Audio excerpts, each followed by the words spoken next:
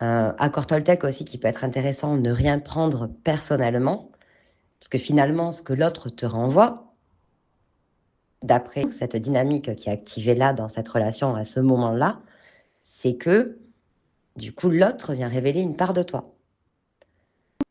Et à la fois, ne prends pas personnellement ses attaques. Ouh là là, il y a de la bouillie de cerveau là.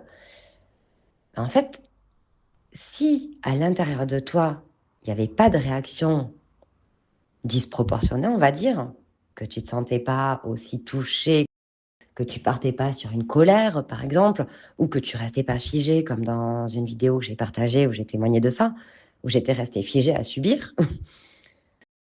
Si ça se produit pas, ça veut dire que tu prends pas la chose personnellement, que c'est pas venu activer quelque chose en toi, et que, bah, à la limite, ça lui appartient à lui. À lui ou à elle, bien entendu. Là, je parle beaucoup de mes souvenirs, je fais beaucoup référence à mon vécu. Vraiment, à toi d'adapter à ta situation.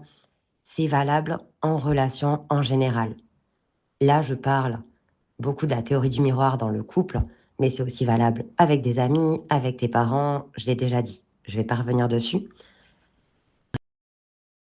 Pour résumer donc, garde en tête aussi cet accord Toltec, ne rien prendre personnellement, qui peut t'aider aussi dans tes relations parce que si une personne essaie de t'activer ou a un comportement, on va dire, plutôt connoté désagréable envers toi, mais que toi, tu restes stable, ben c'est sûrement que ça appartient à l'autre personne.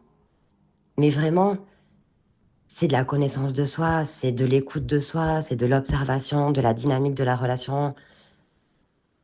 Nos relations, c'est pas vraiment de la surface, hein. Il y a beaucoup de profondeur en relation et ce que je partage et ce que j'ai envie, c'est que oui, on puisse mettre plus de valeur dans nos relations, dans nos partages, dans nos échanges.